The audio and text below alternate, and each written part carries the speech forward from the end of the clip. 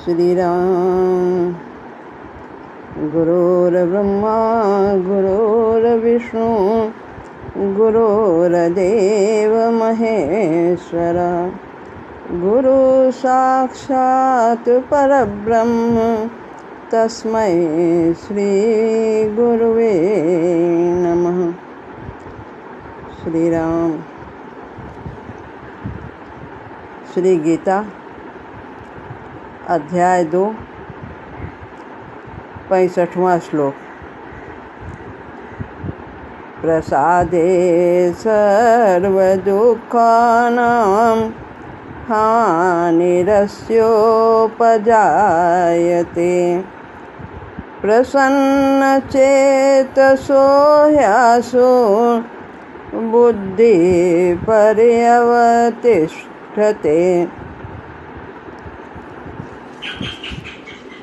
भगवान कहते हैं, प्रसाद के हो जाने पर इस व्यक्ति के लिए सभी दुखों की हानि हो जाती है। प्रसन्न चित्त वाले की बुद्धि जल्दी ही भली भांति स्थिर हो जाती है। इसके पहले श्लोक में भगवान ने बताया कि जिसकी इंद्रियां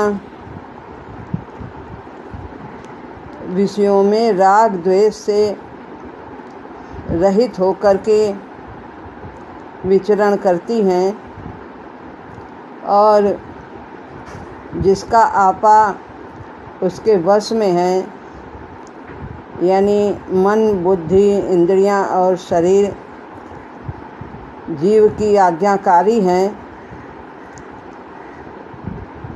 वह ऐसा व्यक्ति प्रसन्नता को प्राप्त करता है, यानी निर्मलता को प्राप्त करता है, प्रसाद को प्राप्त करता है। अब इसमें बताएंगे कि प्रसाद को यानी निर्मलता को प्राप्त करने से लाभ क्या है, उसे क्या प्राप्त होता है। प्रसादे यानी भगवान की कृपा, पूर्ण कृपा प्राप्त व्यक्ति, जिसे भगवान की पूर्ण कृपा प्राप्त है, जो भगवान से युक्त है। सर्व दुखा नाम, सर्व माने सभी, दुखा नाम माने भौतिक दुखों का, हानि माने हानि यानी नाश हो जाता है, क्षय हो जाता है। अस्य माने इससे सांसारिक दुखों से उत्पन्न होने वाली दुखों का नाश हो जाता है। उपजायते माने उत्पन्न होने वाले। प्रसन्न चेतसो, प्रसन्न चित्त वाले की, चेतसो माने चित्त वाले की, ही माने निश्चय ही, आसु माने शीघ्र, बुद्धि माने बुद्धि, पर्यवतिष्ठते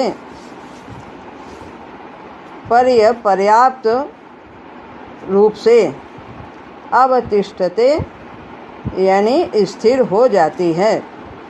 जो भगवान की पूर्ण कृपा प्राप्त है, जो पूर्ण रूप से संयुक्त है, ऐसे व्यक्ति की सभी भौतिक दुखों की हानि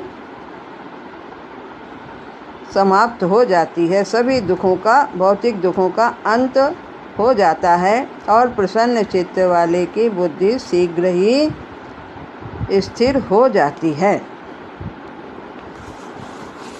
क्या लाभ बताया कि जो प्रसन्न चित्त है, प्रसाद की स्थिति है जिसमें, जिसने निर्मलता को प्राप्त कर लिया है, जो विकारों से रहित है, उसकी बुद्धि शीघ्र स्थिर हो जाती है और सांसारिक सभी दुखों की उसकी हानि हो जाती है, दुख समाप्त हो जाते हैं।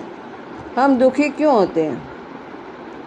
क्योंकि हमारे अंदर ये विकार हैं। हम सांसारिक सुखों की चाह करते हैं और सोचते हैं कि शायद इसी से हमें सारा सुख मिल जाएगा, और इसी के कारण हम विषयों का चिंतन करते हैं और तनाव की स्थिति बनी रहती है। और वो तनाव कब ख़त्म होता है? जब हम जो चाहते हैं वो हमें प्राप्त हो जाए, और फिर कुछ दिन बाद फिर दूसरी चाह उत्पन्न हो जाती है और फिर तनाव होता है और फिर हम अशांत हो जाते हैं। इस तरह अंदर हरदम एक संघर्ष की स्थिति बनी रहती है। जब तक हमारे अंदर वासनाएं हैं तब तक ऐसी स्थिति रहेगी। पूर्ण निर्मलता तो तभी होगी जब ये सब कामनाएं, हमारे अंदर की वासनाएं जो छिपी हुई हैं, जो दिखाई नहीं देती हैं, वो सब शांत हो जाएंगी, समाप्त हो जाएंगी, तभी ये प्रसाद की स्थिति प्राप्त होगी। कि प्रायः समझा जाता है कि ये सब मिल जाएगा, धन दौलत, बाहर की सभी साधन, तो हम शायद सुखी हो जाएं, पर ऐसा नहीं होता है। देखा गया है कि जिसके पास बहुत कुछ है वो भी सुखी नहीं हो, जिसके पास बहुत कम है वो सुखी है। तो सुख तो व्यक्ति के चैतन्य की स्थिति है। यदि हमारे भीतर एक निर्मलता, एक समता और सौम्यता बनी रहती है तो बाहर भले ही कुछ भी क्यों न हो, हम प्रसन्न रहते हैं। जितना हम राग द्वेष से रहित होकर इंद्रियों तथा मन के व्यापार करते हैं, उतना ही हम दुख से बचे रहते हैं, महाराज जी कहते हैं। तो प्रसन्न रहने के लिए, चित्त की प्रसन्नता के लिए, इसमें पातंजल योग में भी कुछ उपाय बताए गए हैं। उसमें 4 बातें बताई गई हैं: मैत्री, मुदिता, करुणा और उपेक्षा। आरंभ में हमें इस प्रकार के नियम से चलना है, और फिर बाद में जब हम उच्च अवस्था को प्राप्त करते हैं तो हमें इन सब के प्रयास की करने की ज़रूरत नहीं पड़ती। हमारी एक ही दृष्टि रहती है, भगवत भाव की ही दृष्टि रहती है। लेकिन आरंभ में इन प्रयासों को करना चाहिए। जैसे मैत्री बताया, हमें पुण्यवान लोगों के साथ, जो उच्च विचार के हैं, अच्छे आचरण के व्यक्ति हैं, हमें उनसे मित्रता रखनी चाहिए, यानी उनके संग उठना बैठना चाहिए, ताकि वैसे संपर्क से हमारे अंदर भी वो प्रभाव आ जाए और हम भी उसी प्रकार से बन जाएं। जैसा करे संग वैसा चढ़े रंग। तो मैत्री हमें पुण्यमान व्यक्ति, जो अच्छे आचरण के हैं, भगवत भक्त हैं, उनके साथ मित्रता, उनका संग करना चाहिए। मैत्री। मुदिता अब दूसरी बात है, सुखी रहने के लिए मुदिता, प्रसन्न रहना चाहिए। किसको देखकर प्रसन्न? वैसे तो हमेशा प्रसन्नता की स्थिति, पूर्ण निश्चिंतता कब आती है? जब हम भगवान पर पूर्ण निर्भर हो जाते हैं।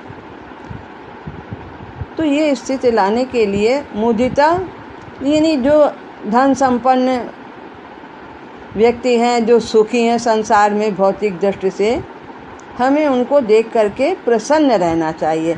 उनसे कुढ़न नहीं होनी चाहिए, उनसे डाह नहीं होनी चाहिए कि उनके पास क्यों है, हमारे पास क्यों नहीं है, वो सब कुछ मेरे ही पास होता, वो क्यों सुखी है। नहीं, प्रसन्न होना चाहिए। इस प्रकार यदि हम प्रसन्न होते हैं तो हम 2 तरफ से हम प्रसन्न रह सकते हैं। एक तो हमारे पास नहीं है, हम उससे दुखी नहीं होंगे, दूसरे को देखकर प्रसन्न होंगे, और उससे ये लाभ होगा कि हमारे अंदर से प्रेम की तरंगें निकलेंगी और हम उसको भी प्रसन्न करेंगे। तो ये है कि मुदिता, और नहीं तो फिर हम दो तरफ से दुखी हो जाते हैं। एक तो हमारे पास नहीं, हम उससे दुखी होंगे, और दूसरे के पास है, उसको देख के भी हम दुखी होंगे। दोनों तरफ से हम दुखी होंगे। तो मैत्री, मुदिता, करुणा। तीसरी बात है करुणा। जो संसार में दीन दुखी हैं व्यक्ति, आर्थिक दृष्टि से, शारीरिक दृष्टि से, सामाजिक दृष्टि से, उनके प्रति करुणा का भाव होना चाहिए। करुणा, दया, सहानुभूति, यथाशक्ति जो कुछ हम मदद कर सकते हैं हमें उनकी मदद के लिए तैयार रहना चाहिए। उनका उपहास नहीं करना चाहिए कि देखो कैसा है ये, और ये देखो ये दुख भोग रहा है, इसने अपने कर्मों का फल भोग रहा है, इसने ऐसा किया तो ऐसा भोग रहा है। ये सब हमें इस प्रकार की भावना नहीं रखनी चाहिए। और हमारे साथ एक बार ऐसा किया था तभी तो आज ऐसा हुआ, तो ऐसा भाव न रख के हमें उच्च अवस्था को प्राप्त करने के लिए, निर्मलता को प्राप्त करने के लिए उसके प्रति करुणा का भाव होना चाहिए। अब चौथी बात है उपेक्षा। और बहुत से ऐसे तमोगुणी व्यक्ति हैं जो अभी इस मार्ग पर बिल्कुल आए ही नहीं हैं, और वो अभी आना भी नहीं चाहते हैं, और तमोगुणी वृत्तियों के कारण वो बहुत अन्यायपूर्ण आचरण करते हैं। तो हमें उनको सिखाने का प्रयास नहीं करना चाहिए। वो सीखेंगे भी नहीं। उनके अंदर यदि हम कुछ कहेंगे तो रोष आएगा उनको। तो इसलिए उनको उपेक्षा कर देनी चाहिए उनकी, उधर हम ध्यान ही न दें। वो प्रभु स्वयं उनको अपने रास्ते पर अपने तरीके से समय आने पर अवश्य लाएंगे। ये सभी जीव पूर्णत्व को प्राप्त करेंगे, अवश्य प्राप्त करेंगे, सबका अलग अलग समय। तो इस प्रकार से हमें इस प्रकार व्यवहार करना चाहिए। प्रसन्न रहना एक बहुत उत्तम स्वभाव है। हंसमुख व्यक्ति न केवल स्वयं ही हंसता है, वो अपने चारों ओर प्रसन्नता का प्रसार करता है।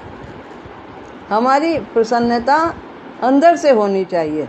किसी चीज़ को पा करके या ना पा करके नहीं हम सुखी प्रसन्न रहें, नहीं, आंतरिक प्रसन्नता होनी चाहिए। और आंतरिक प्रसन्नता जब हम प्रभु पर पूर्ण निर्भर रहने लगते हैं, उन्हीं का आश्रय देखते हैं, तो धीरे धीरे ये आंतरिक प्रसन्नता हमारी बढ़ती चली जाती है और उसकी तरंगे संसार को, समाज को प्रभावित करती हैं। और हमारी प्रसन्नता कितनी गहरी होगी, यह प्रमाण है हमारी आध्यात्मिक निर्भरता का, हमारी अनन्य निष्ठा का। जितना प्रभु पर हम निष्ठावान होंगे, विश्वास रखेंगे, श्रद्धा रखेंगे कि जो कुछ भी घट रहा है वो निश्चित ही हमारे कल्याण के लिए है। चाहे वो हमें दुख प्रतीत हो रहा हो, चाहे हमें सुख प्रतीत हो रहा हो, वो हमारे प्यारे प्रभु की ओर से आई है। इस प्रकार से हमारे अंदर जब निष्ठा होगी तो हम प्रसन्न रहने लगेंगे। तो इस प्रकार जितना हम प्रसन्न रहने लगेंगे उतना ही हम भीतर से सम रहने लगेंगे। तो यह भीतर वाले के स्वभाव को बदलने का यह एक उपाय है। इसको महाराज जी कहते हैं कि हमें बदलने के लिए जो अभी नियम बताए गए हैं प्रसन्न रहने के, तो वह हमें इस प्रकार उन्हें अपने जीवन में उतारना चाहिए। खिले रहना स्वभाव ही हो जाना चाहिए प्रभु भक्त का। कहते हैं महाराज जी कि मुहर्रमी चेहरा साधना का चिन्ह नहीं है। जो उसकी कृपा की छाया में रहता है उसे चिंता कैसे। मुहर्रमी चेहरा उदास, क्यों हम उदास हों?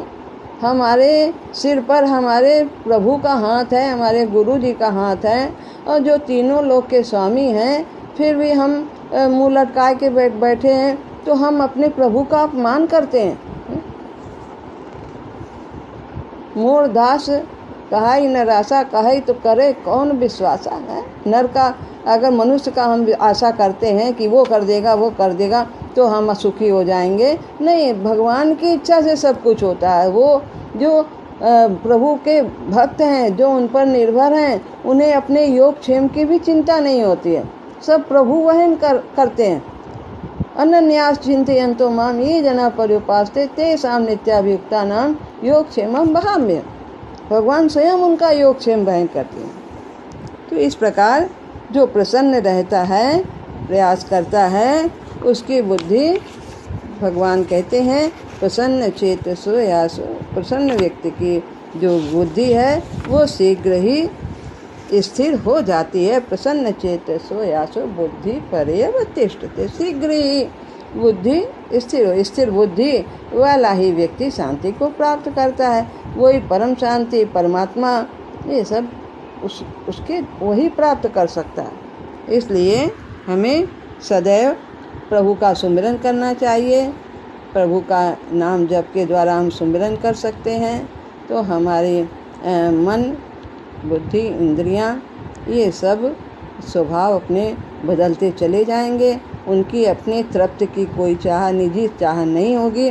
वो आत्मा की सेवा में अपने को लगा देंगे। आत्मा जो चाहती है, जीव जो चाहता है, उसी के उद्देश्य की पूर्ति में अपने को अर्पण करते चले जाएंगे, सेवा करते चले जाएंगे। श्री राम।